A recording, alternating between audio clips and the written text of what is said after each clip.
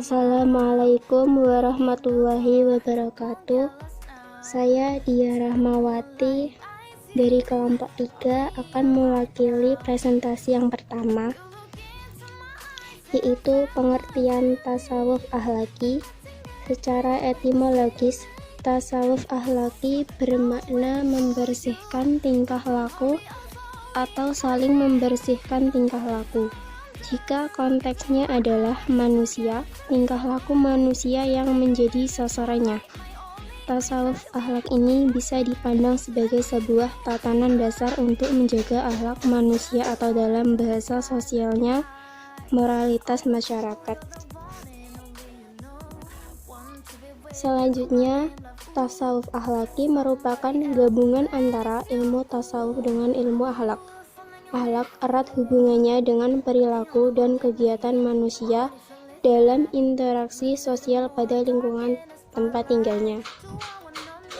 Dan selanjutnya bisa dibaca sendiri tokoh tasawuf akhlaki dan ajaran-ajarannya.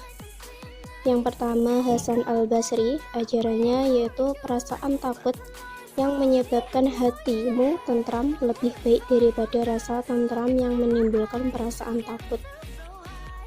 Selanjutnya bisa dibaca sendiri 2. Al-Muhasibi. Ajarannya dalam pandangan Al-Muhasibi, khauf atau rasa takut dan raja pengharapan menempati posisi penting dalam perjalanan seseorang membersihkan jiwa. Yang ketiga, Al-Husairi. Ajarannya mengembalikan tasawuf ke landasan Ahlus Sunnah, kesehatan batin, penyimpangan para sufi. Yang keempat, Al-Ghazali memilih tasawuf sunni yang berdasarkan Al-Quran dan Sunnah Nabi ditambah dengan doktrin Al-Sunnah wal Jamaah. Untuk selanjutnya saya lanjutkan untuk presentasi yang kedua dari Ihsan Setiawan. Konsep yang kedua adalah tasawuf irfani. Tasawuf irfani adalah tasawuf yang berusaha menyikap hakikat kebenaran atau makrifat yang diperoleh dengan tidak melalui logika atau pembelajaran atau pemikiran melalui pemberian Tuhan. Ilmu yang diperoleh karena manusia melakukan tasawuf berupa melakukan tasfiyat al-qalbi. Artinya yaitu kesucian hati. Tasfiyat al-qalbi itu dengan hati yang suci, seseorang dapat berdialog secara batin dengan Tuhan. Tokoh yang pertama adalah Rabi'ah al-Adawiyah. Rabi'ah pula yang pertama-tama mengajukan pengertian rasa tulus ikhlas dengan cinta yang berdasarkan permintaan ganti dari Allah Subhanahu wa taala.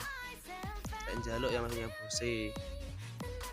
Selanjutnya adalah tokoh yang kedua adalah Zu Annun al-Misri. Al-Misri adalah pelopor paham makrifat.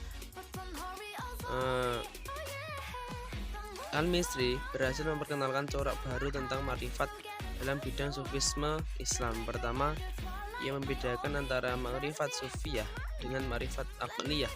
Apabila yang pertama menggunakan pendapat qalb yang biasa digunakan para sufi, yang kedua menggunakan pendapat akal yang biasa digunakan oleh para teolog. Kedua, menurut Al-Misri, makrifat sebenarnya adalah musyahadah qalbiyah atau penyaksian hati. Sebab makrifat merupakan fitrah yang dalam hati manusia sejak azali. Muslim membagi pengetahuan tentang Tuhan makrifat menjadi 3 macam. Yang pertama adalah pengetahuan untuk seluruh muslim. Yang kedua adalah pengetahuan khusus untuk para filsuf dan ulama. Yang ketiga adalah pengetahuan khusus untuk para waliullah. Untuk tokoh yang ketiga adalah Abu Yazid al-Bustami. Beliau terkenal dengan caranya adalah fana dan bako. Fana yaitu artinya adalah musnah atau lenyap, bisa diartikan juga melebur, dengan bako artinya kekal. Untuk fana dan bako nanti dijelaskan pada konsep yang terakhir. Selanjutnya adalah tokoh yang keempat, yaitu Al-Mansur al-Halaj. Al-Halaj yang paling terkenal dengan makomnya atau ajarannya yaitu Al-Hulul dan Wahdat Asyuhud. Kemudian melahirkan paham Wahdatul Wujud atau satu wujud yang dikembangkan Ibnu Arabi. Konsep yang ketiga adalah tasawuf falsafi. Tasawuf falsafi memiliki 2 Arti yang pertama adalah tasawuf, yang kedua adalah falsafi. Tasawuf artinya adalah kecintaan terhadap Tuhan, dengan filsafat atau ilmu filsafat adalah yang berkenaan dengan akal atau pikiran. Tasawuf falsafi adalah sebuah aliran dalam bertasawuf yang menggabungkan antara visi mistik dan visi yang rasional. Secara istilah kita simpulkan bahwa pengertian dari tasawuf falsafi adalah kajian terhadap Tuhan, manusia, dan sebagainya yang menggunakan metode rasio atau akal.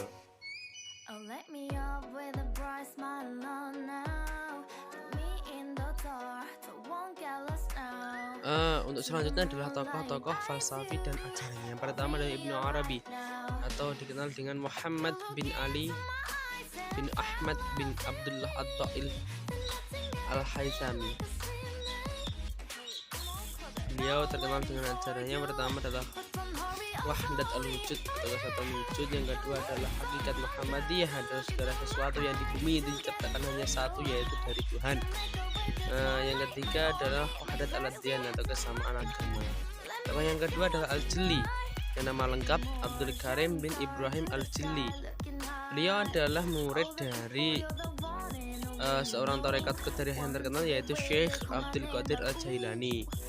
Al-Jilli adalah memiliki dua paham yang sangat terkenal. Yang pertama adalah insan kamil atau pemahaman tentang insan kamil, manusia yang sempurna. Yang kedua adalah maqamat. Al-Jilli merupakan tahapan atau tingkatan yang harus dilalui seorang sufi adalah Islam, iman, ihsan, shalah, syahadah, syidqiyah, dan qurbah. Tokoh yang ketiga adalah Ibnu Sabin. Nama lengkapnya adalah Abdul Haq ibn Ibrahim Muhammad ibn Nasir. Beliau adalah anak dari keluarga bangsawan yang hidup berkecukupan. Namun beliau memilih mengasingkan diri dalam mempelajari berbagai dari ilmu Islam, ilmu filsafat, logika, dan lain sebagainya. Ajaran dari beliau adalah kesatuan mutlak, yaitu ajaran pemahaman tentang wujud itu hanya satu, yaitu wujud Tuhan. Yang terakhir adalah konsep al-fana, al-baqa, al-ittihad, al-hulul. Ralat ini adalah dibaca al-hulul, mohon maaf salah pengertian. Yang benar adalah al-hulul, dan yang terakhir adalah wahdatul wujud. Yang pertama adalah konsep al-fana. Al-fana berarti hancur, hilang, atau melebur. Seorang sufi sebelum bersatu dengan Tuhan, ia melewati makam yang disebut al-fana, di mana ia terlebih dahulu menghancurkan diri. Sedangkan menurut Aitrus dalam tulisannya melakukan tiga fana. Yang pertama adalah fana af'al atau perbuatan, fana al-sifat, dan fana al-zat. Untuk konsep yang kedua adalah konsep al-baqa, yang artinya adalah kekal. Seorang sufi sebelum bersatu dengan Tuhan, ia melewati makam fana, di mana ia terlebih dahulu menghancurkan diri. Selama ia belum dapat menghancurkan diri, ia tidak akan dapat bersatu dengan Tuhan. Penghancuran dalam istilah sufi ini senantiasa diiringi oleh baqa. Untuk konsep yang ketiga adalah konsep al-ittihad, adalah suatu tingkatan dalam tasawuf di mana seorang sufi telah merasa dirinya bersatu dengan Tuhan. Konsep yang keempat adalah al-hulul, halla yahullu hululan. Kata ini memiliki arti menempati, mistis, dan berinkarnasi. Secara harfiah, hulul mengandung arti bahwa Tuhan mengambil tempat dalam tubuh manusia tertentu yang telah lenyap sifat kemanusiaannya melalui fana. Konsep yang terakhir adalah wahdatul wujud atau kesatuan wujud. Paham ini adalah lanjutan dari paham al-hulul yang dibawa oleh Muhyiddin Ibnu Al-Arabi. Aspek yang disebut dari luar yaitu khalaq, dan aspek yang disebut dari dalam yaitu adalah hak. Mungkin itu dari kami. Ada kurang lebihnya mohon maaf. Wabillahi taufiq wal hidayah. Wassalamualaikum warahmatullahi wabarakatuh.